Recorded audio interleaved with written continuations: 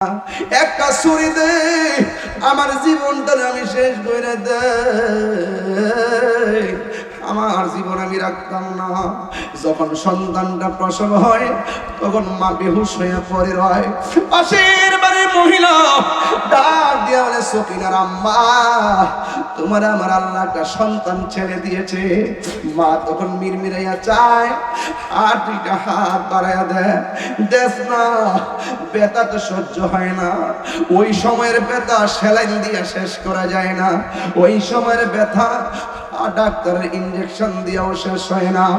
ওই মায়ের প্রসবের পরে মার ব্যথা শেষ হয়ে যায় একমাত্র সন্তানের স্পর্শে। আপনারা জবান খুলে বলুন, আমরা মায়ের খেদমত চাই কি চাই না? কোন মা সন্তান জন্ম দেয়, এমন অনেক মা আছে সন্তান জন্ম দেওয়ার পরে আর মুখ লড়াই না, হাতও লড়াই না, পায়ও লড়াই না। পাশের বাড়ির মহিলা কয়, সন্তান যদিও ওয়া ওয়া করে কান্দে গো, কিন্তু মা তো দুনিয়া থেকে বিদায় হয়ে গেছে। ডেলিভারির কেসে অনেক মা দুনিয়া থেকে বিদায় হয়ে যায়। আমার নবী, আপনার নবী বলেন, ও পৃথিবীর মানুষ, কোন মানুষ যদি ডেলিভারি কেসে মারা যায় গো, আর ওই মরণটা আর সাধারণ মরণ হয় না, ওই মরণটা আমার আল্লাহ শহীদের খাতায় লিখে দেয়। ঠিক কিনা রে বাবা? আমি ফুলামান্ডি কয়া যাই, আজকে টিকা কয়া যায়, মা বাপরে যায় ফাউডতের ভাবছে কইরা, মা জীবনে যা করছি ভুল করছি আম্মা। আর বাপটা কবরে যায় থাকলে, মারা কবর দেয় থাকলে কবর ভরে খারিয়া চোখের পানি ফালাইয়া কইবেন, রব্বির হামহুমা কামা রব্বায়ানি সগীরা। Voice of Reza, the Islamic content creator. আওয়াজ কিরা বলেন, নবী দুনিয়াতে এসেছেন আমাদের মতো আসছে না। নবী দুনিয়াতে এসেছেন মাটি না নূর? নবী সেজদায় পড়ে কার জন্য কাঁদছে? আর কোন না কার জন্য কাঁদছে? তো নবী উম্মতের জন্য যদি কাঁদে, তাহলে উম্মত নবীর জন্য কান্দার দরকার আছে না? নবীর মহব্বতের দরকার আছে না? নবী এখনো রওজা মুবারকে কি করে? সেজদায় পড়ে উম্মতের জন্য কাঁদতেছে। ও যুবক, নবী দুনিয়াতে এসেছেন, আমরা খুশি, এতে কোনো সন্দেহ নাই। 5 ওয়াক্ত নামাজ দরকার আছে না? আছে ভাই। ও ভাই, নবী দুনিয়াতে আসছে, এই পিছনে কেটারে কথা বলছে, কি কথা বলছো? স্টেজের পিছনে কি জানে কথা বলছে, একটু উল্টা পাল্টা, আমার কানের মধ্যে একটু আওয়াজ আসছে। তাহিরি কাহারো লাল চোখে বই পায় না। আমি নবীর পক্ষে কথা বলবো, কাউকে আমি বাতাস করতে পারবো। নবীর আগমনে খুশি হইতে গেলে কি দলিল লাগে? নবীর আগমনে খুশি হওয়া, আজকে যখন আসছেন আনন্দ লাগতেছে না? ঈদই তো ঈদ, এটার জন্য কি দলিল লাগবো? কথা দলিল লাগবো? ঘরে ঘরে খবর নিয়ে দেখেন, ইকরামের ঘরে ঘরে মুরগি জম করছে, দেখবেন জিফুত নাই রাত্রি সব বুঝছে না, লেনটা লেন লয়ে বুঝছে না।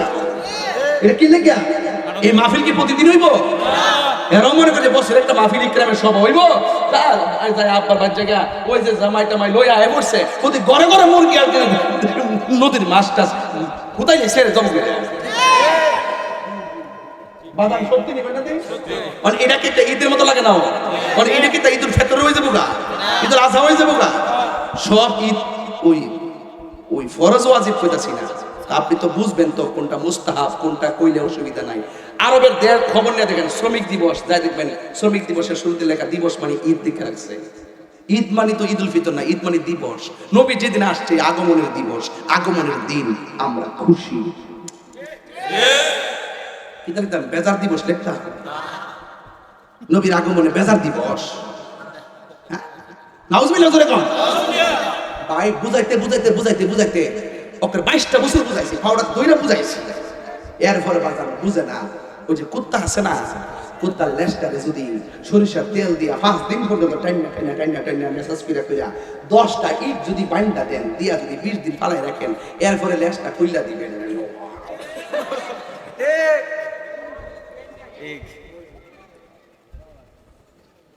যে বুঝে অল্পতেই বুঝে, নবীর ব্যাপারে কোনো কম্প্রোমাইজ নাই। আপনি আমাকে ঘন্টা বলেন, মাজার পূজারি বলেন, আমি আপনাকে ছেড়ে দিব, কিন্তু মুস্তাফার শান হাসবত আপনি ব্যারিকেড দিবেন, এটা আমরা বরদাস্ত করবো না। হাত তুলে বলো ঠিক কিনা বলো।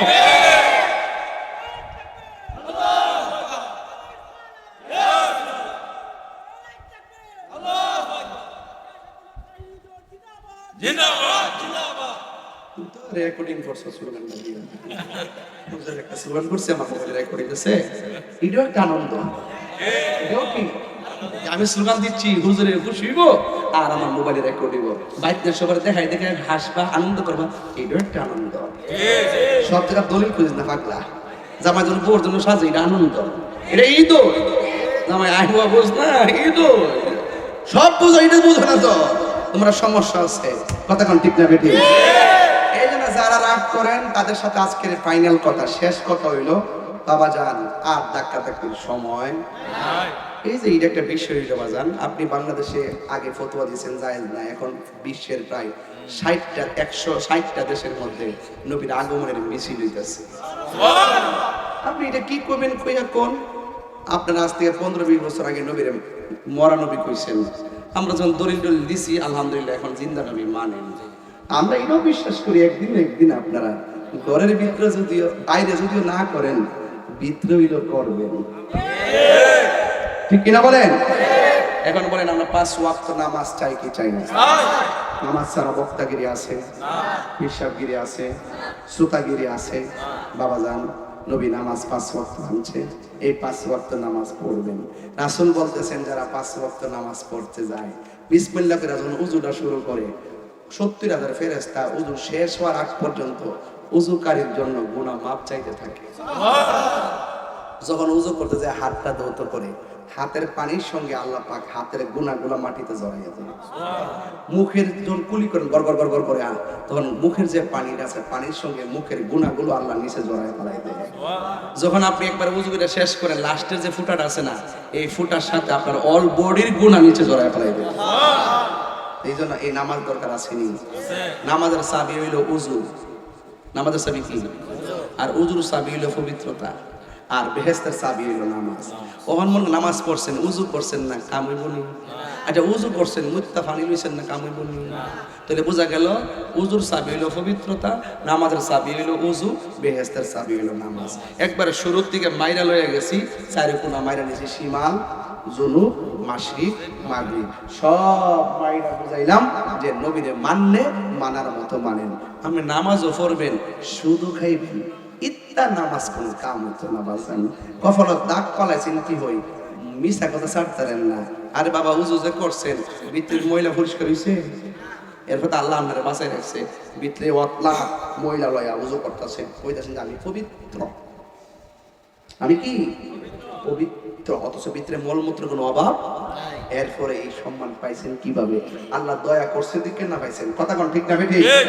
আল্লাহ দয়া করছে দিকে না পাইছেন? এখন বলেন তো নামাজের দরকার আছে না নাই?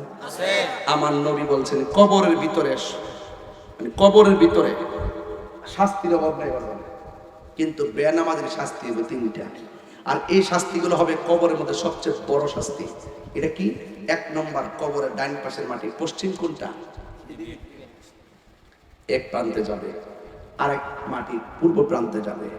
আপনি উত্তর দক্ষিণে শুইবেন, আর 2 পাশের মাটি এসে আপনার এমন জোরে একটা চাপ দিব, রাসূল বলেন ওই চাপটা কেউ সহ্য করতে পারবে না।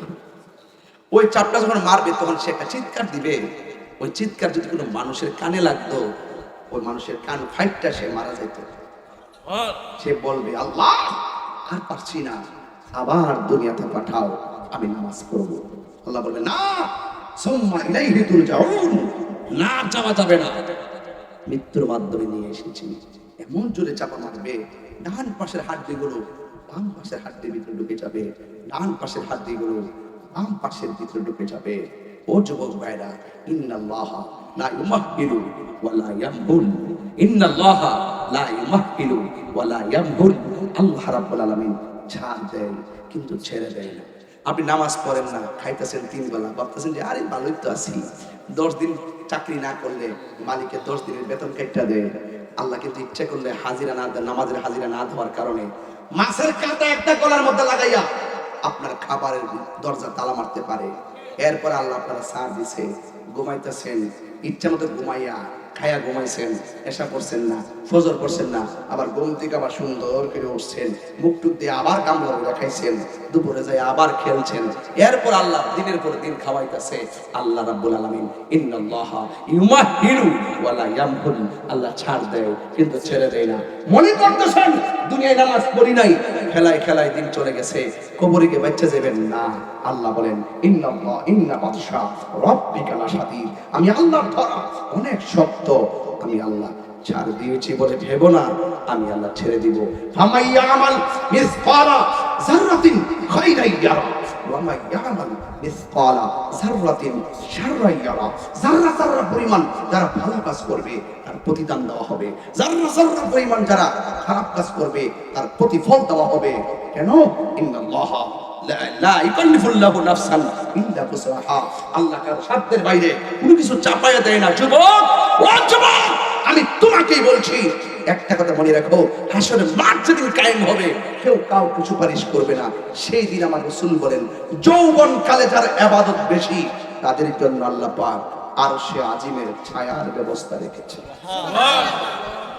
বলুন, নামাজ চাই কি চাই না? চাই। রোজা দরকার আছে না নাই? যুবক, বিদায় বেলায় দুইটা কথা বলবো। নাম্বার 1, আমার ওয়াজ যদি 30 সেকেন্ডের জন্য ভালো লেগে থাকে আজকে থেকে ওয়াদা করেন আমরা কোনোদিন মা বাবার মনে কষ্ট দিব না। বলুন, কষ্ট দিব না। মা বাবার মনে কষ্ট দিয়ে হজে গেলে কি লাভ হবে? না। আমার ওয়াজ শুনলে লাভ হবে? লাভ হবে না। মা বাবা যদি দোয়া করে, এক মা তার সন্তান, বলবো কথাটা, এক মা তার সন্তানরা বলে পুত্রী ঘুমাইতাম একটু জানালাটা লাগাই দিস না। ওই আগের জানালা ছিল বাজান, উপরে এক পাট নিচে এক পাট মাঝখানটা কাঠ ছিল, এখন তো একসাথে মেরে দেয়, উপরের পাট নিচের পাট কাঠের যে দরজাগুলো করতো 2 পাট। সন্তান দরজা লাগাইতে যায়, মার দিকে তাকিয়ে দেখে মা ডান কাত থেকে বাম কাতে চলে গেছে, ডাক দিলে মা আবার বাম কাতে ফিরলে কষ্ট পাবে।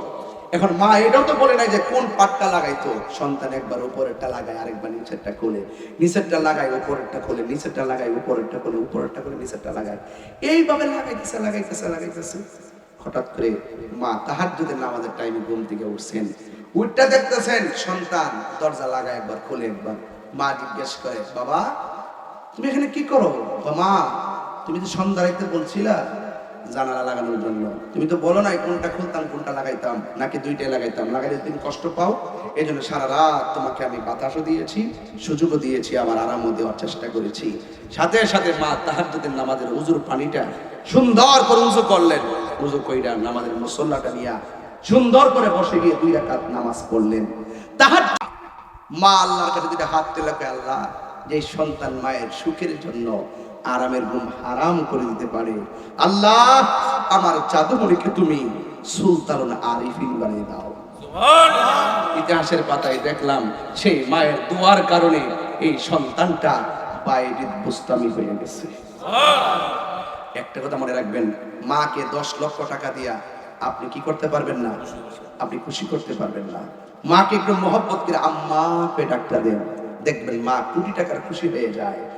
আরে সন্তান হয়েছে আপনার অসুবিধা নাই, 2 কেজি ফল নিছেন অসুবিধা নাই, 2 কেজি আঙ্গুর নিয়ে মার হাতে দিয়ে বলবেন আম্মা আপনার জন্য আনছি, দেখবেন মা জীবনও 1 লাখ খাইতো না, আপনার জন্য রাখবে, আপনার বউর জন্য রাখবে, নাই নাতিদেরকে নিজের হাতে ভাগ করে দিবে।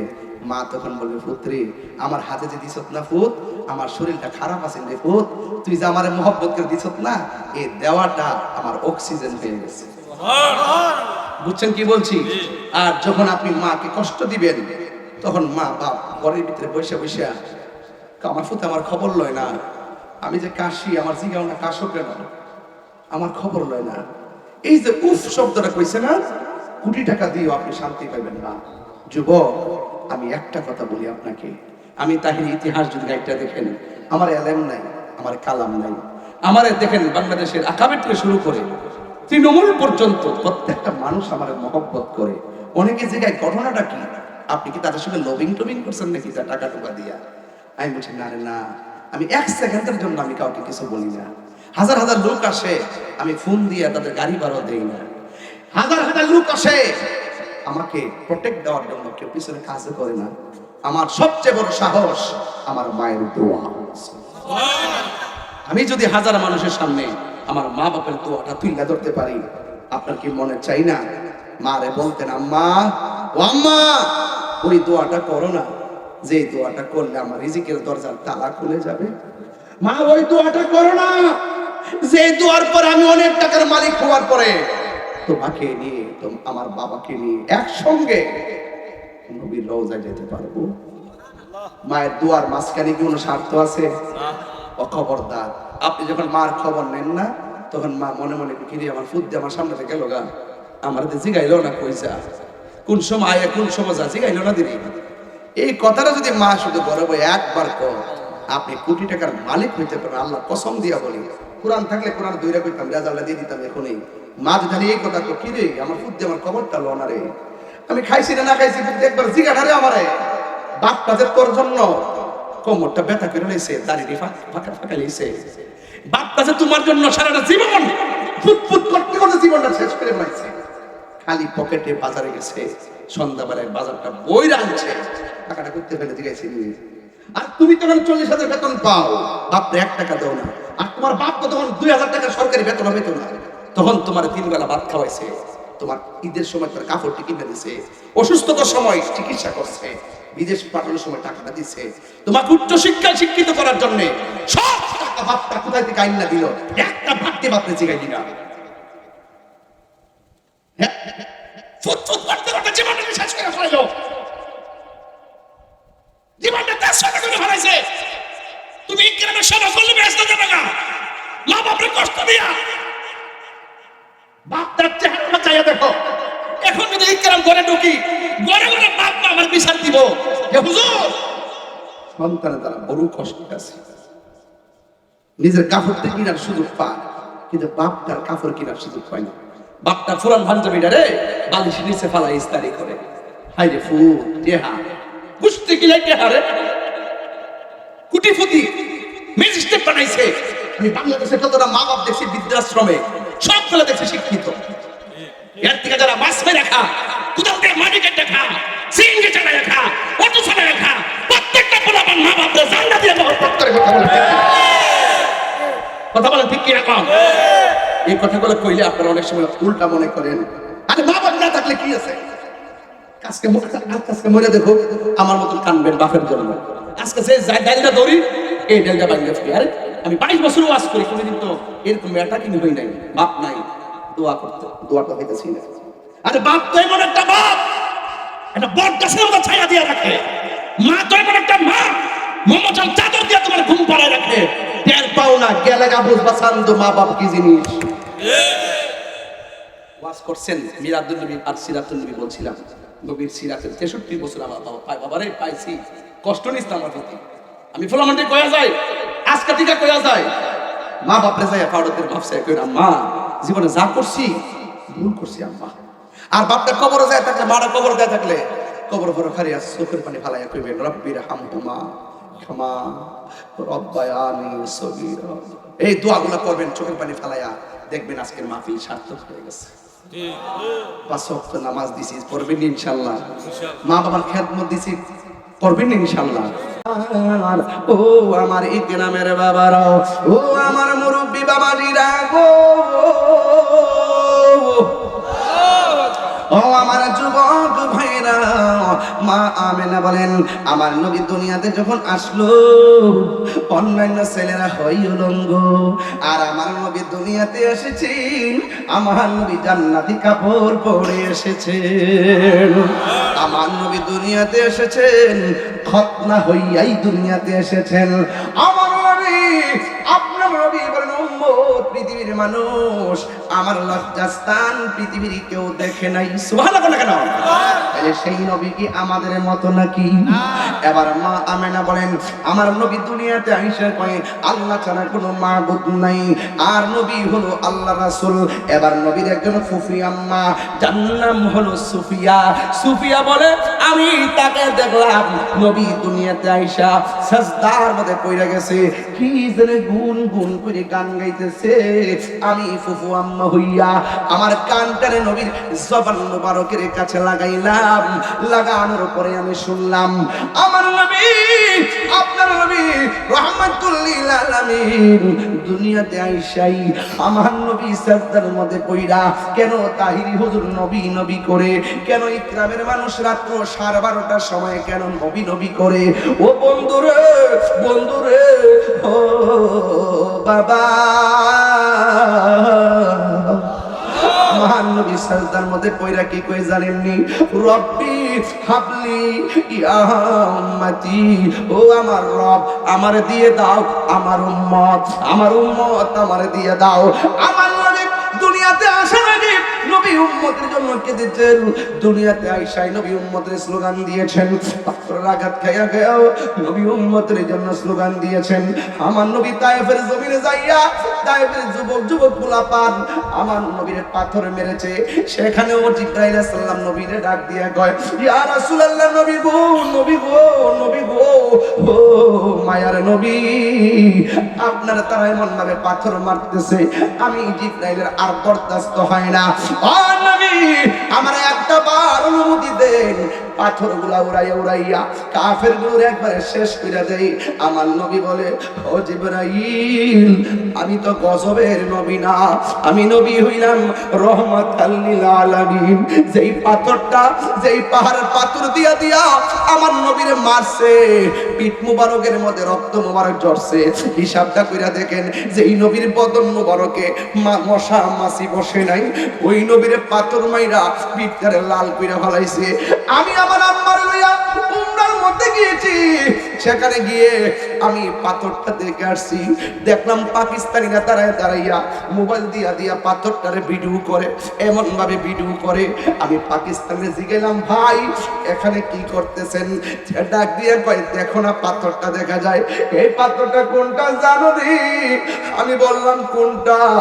ওই পাথর দিয়া যে আমার নবীর মারছে, মাথা মুবারক ফাটাইছে, পিঠ মুবারকে রক্তে লাল হয়ে গেছে।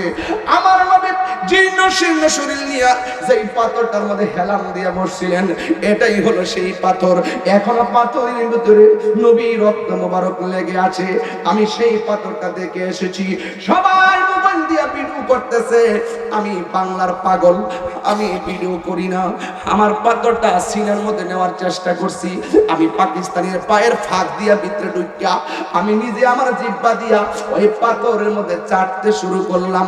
এরপরে পাকিস্তানিটা আমার মহব্বত দিকটাকে একটু মসজিদে চলেন, এবার পাশে একটা মসজিদ, ওই মসজিদের মধ্যে আমি ঢুকলাম। কাঠ দিয়া মসজিদে বানাইছে, পাথর দিয়া বানায় রাখছে, মাটি দিয়া বানায় রাখছে। ও বন্ধুরে, একবার এই মসজিদের মধ্যে আগুন লাগাই দিছিল, এখনো মসজিদের কাঠগুলা পোড়া আছে। এই মসজিদের পাশেই হলো বুড়ির বাড়ি, যেই বুড়ি আমার নবীরে কাটা দিয়া রাখছিল, ওই ঘরটাও দেখলাম। আর আমি নবীর ওই মসজিদের মধ্যে আমি যখন গিয়া ঢুকলাম, ওই পাকিস্তানিরা কয় ওই কোনা দিয়া তাকান। আমি তাকাইলাম হাতের ডান পাশে মসজিদের, তাকায় দেখলাম মানুষ একটা কোনার মধ্যে কার্পেটটা উঠাইয়া উঠাইয়া ভিডিও করে। আমি সেই জায়গার মধ্যে গিয়ে দেখলাম মসজিদের সব দিক দিয়া শুকনা, শুধুমাত্র ওই জায়গাটা পানি স্যাঁতস্যাঁতে করতেছে। এবার আমি জিগাইলাম, বাবারে এখানে ওরা কি করে? আমার এখানে হলো সেই জায়গা। আমার নবী পাথরের আঘাত খাইয়া মসজিদের এই কোণার মধ্যে বৈশা সেজদার মধ্যে পইরাছে, উম্মতি উম্মতি বলে কাঁদতেছেন। ওই কান্নার যে পানি মোবারকটা এখানে পড়ছে, সেই দিন থেকে ১৩,০০০ বছর আগে থেকে এই জায়গাটা এখনো ভিজা আছে, এখনো ভিজা আছে। এই জায়গাটা হলো নবীর চক্ষু মুবারকের পানি মুবারক পড়তে পড়তে ভিজা। এবার সবাই ভিডিও করে, আমি আর ভিডিও করি না রে বাবা। আমি ওই জায়গার ভিতরে হাত লাগাবো, আমি বালু সহকারে হাত দিয়া গসা দিয়া হাতটারে ভিজাইয়া আমার গলার মধ্যে আমি মেসেজ করলাম, আর দুইটা হাতের মধ্যে লাগাইয়া আমার চেহারাটার মধ্যে মালিশ করলাম। আর নবীর ডাক দিয়ে, নবী গো নবী গো, ও মায়ার নবী, আমি বাংলাদেশ থেকে এসেছি, আপনারে বুঝি ওরা পাথর মারছে, ১,৫০০ বছর আগে এখানে বুঝি মারছে। আর মনে মনে কই নবী গো, আমি বাংলাদেশে লক্ষ লক্ষ মানুষ নিয়ে কথা বলি, আপনার শান যখন বলি মানুষ চোখের পানি পালায়া পালায়া কান্দে। আপনার ঘটনা যখন বলি এরা নবীর জন্য চোখের পানি পালায়া পালায়া কান্দে। ইয়া রাসূলুল্লাহ, নবী গো, আমাদের এই সমাজের মানুষ যদি সেই দিন থাকতো, তাইলে ওরা যে আপনারে পাথর মারছি, ওই পাথরের বরাবর আমাদের সিনাটা পাইতা দিতাম, সব পাথর আমার বুকের মধ্যে নিয়ে নিতাম, কিন্তু আপনার বদন মোবারকে একটা পাথর লাগতে দিতাম না। আল্লাহর কসম করে বলি, আমি শুধু হাত দিয়ে মেসেজ করি নাই, বালু সহকারে জিব্বা দিয়ে সেখানে চাটলাম, নাকটা লাগছে সেই জায়গায়। জীবনে কত গ্রাহণ আমার নাকের মধ্যে লাগলো। এখনো যারা উমরা করতে যাবেন, হজে যাবেন, ওই জায়গার মধ্যে আমার কথাগুলোর বাস্তব প্রমাণ দেখবেন।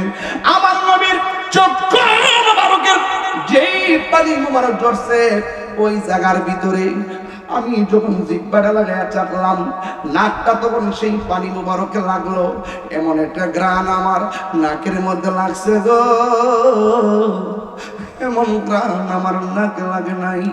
আমি তো মনে করি ইকরামের মানুষ যদি সেই দিন তায়েফের মধ্যে থাকতো, যারা 12টার পরে ওয়াজ শুনে এমন ভাবে নবীর জন্য বিনায়া বিনায়া কান্দে, বুকটা ফাইটটা যাই রে। যদি আমরা সেই দিন তায়েফের জমিনে থাকতাম, ওই দিন তায়েফের জমিনের ছেলেগুলা যখন আমার নবীরে পাথর মারছে, আমরা ইকরামের মানুষগুলো সব পাথর মাথায় নিয়ে নিতাম, মোস্তফার বদন মোবারকে একটা পাথরের আঘাত লাগতে দিতাম না, ঠিক কিনা? হ্যাঁ বন্ধু, নবীর ফুফু আম্মা বলে আমি দেখলাম নবী কান্দে, উম্মতের জন্য কান্দে। মা আমেনা ভাবলেন এতদিন আমি নবীর সংবাদ পাইলাম, আসলে তো কত সুন্দর নবী, আমি কত সৌভাগ্যবতী।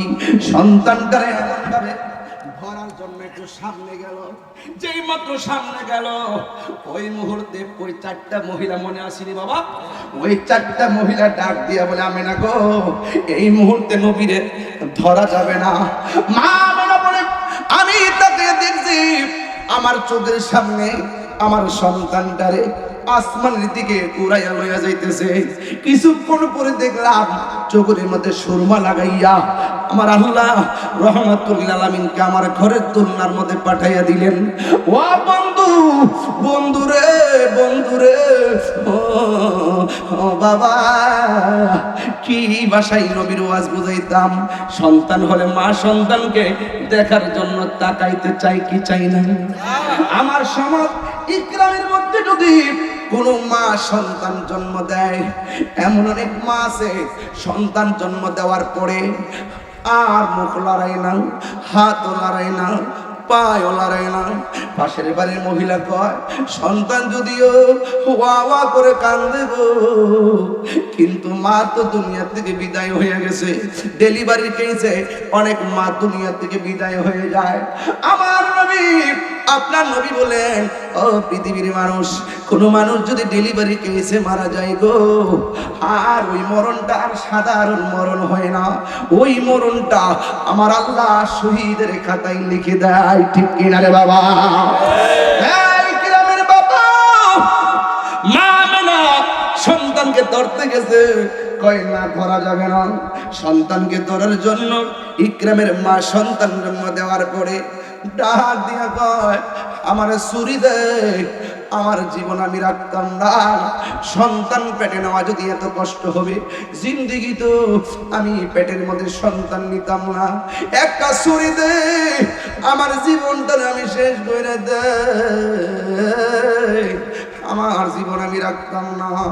যখন সন্তানটা প্রসব হয়, তখন মা বেহুশ হয়ে পড়ে রয়। পাশের বাড়ির মহিলা ডাক দিয়া বলে সকিনার আম্মা তোমার আমার আল্লাহ একটা সন্তান ছেড়ে দিয়েছে।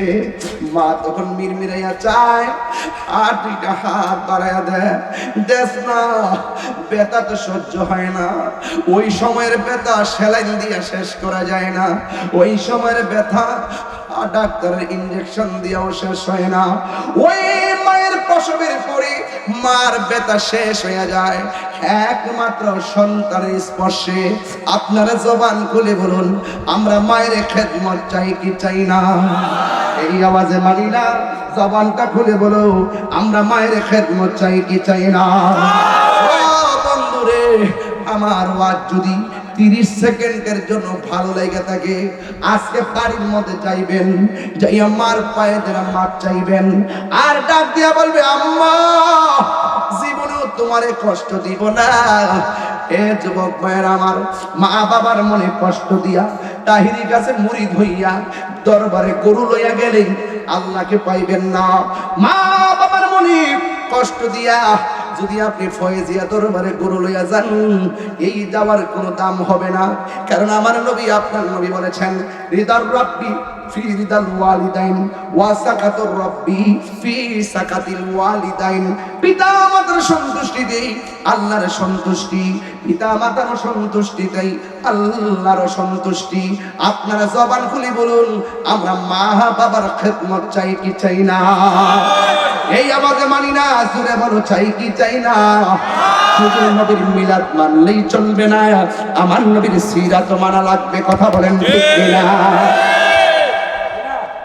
এই তো যুবক, আমার নবী দুনিয়ার মধ্যে তাশরীফ এনেছেন, দুলুকে বুলুকে আনন্দের হিল্লুল বয়ে গেছে। বাপের টিয়া চুরি করে দিতেছে, গা বইনের জিনিস বেচে লাইতেছে, হাঁস নিয়ে বেচে লাইতেছে, মুখা বেচে লাইতেছে, গাঞ্জুটা তো গাঞ্জুটু কথা ঠিক না বেটি? রাজপথে গাঞ্জুটা যদি গাঞ্জা খায় সমাজ মানুষ কিন্তু ভালো কো হে মরলো ভালোছি গাঞ্জুটা মরছে। এদিন বৈরবের দুর্জয় মরুর মধ্যে আমার ধরে রাখো আগে তুই কি দেখাইছ কিছু কাজের ভাত খামো, তুই ভাত খেতে না তুই মাল খাইবে। যাই হোক, এই নেশা করেছে না, কার কাছে কিতা করবো আন্দাজ নাই। হ্যাঁ বড় মানে না, সুডু মানে না, বাপ মানে না, মা মানে না, বউ মানে না। হ্যাঁ নেশা টিয়া না থাকলে বড় পিটান শুরু করে। কথা কোন ঠিক না? কত বাপা বেতে টেহান, তো বাপা বেতে টেহান, লাস্টে এই টেহান লাগে হ্যাঁ বউ রাম বড় হে নেশা করতো। নেশা করবো, নেশা করবো মাথা ঠিক আছে? ও এই নেশা করে মাথা ঠিক আছে? নবী দুনিয়াতে আইছে, নেশা সব কিতা করছে? ওই খালে বিলে ডাইলা দিছে, নেশা করা যাবে না। এখন বলেন বন্ধ, নেশা বন্ধ, বন্ধ কর। নেশা খাইতে বলেন নেশা বন্ধ, ইয়াবা বন্ধ, ফেঞ্চি বন্ধ, গাঞ্জা বন্ধ, সুদ বন্ধ, ঘুষ বন্ধ, চুরি বন্ধ, ডাকাতি বন্ধ, মুনাফিকি বন্ধ। এখন বলেন চলবে, কি বলবেন? বলেন নামাজ চলবে, রোজা চলবে, হজ চলবে, যাকাত চলবে, ইবাদত চলবে, মুহাব্বত চলবে, সুহবত চলবে, মিলাদ চলবে, কিয়াম চলবে, দুরূদ চলবে, সালাত চলবে, মাজার জিয়ারত চলবে, মাজার জিয়ারত চলবে, মাজার জিয়ারত চলবে ইনশাআল্লাহ।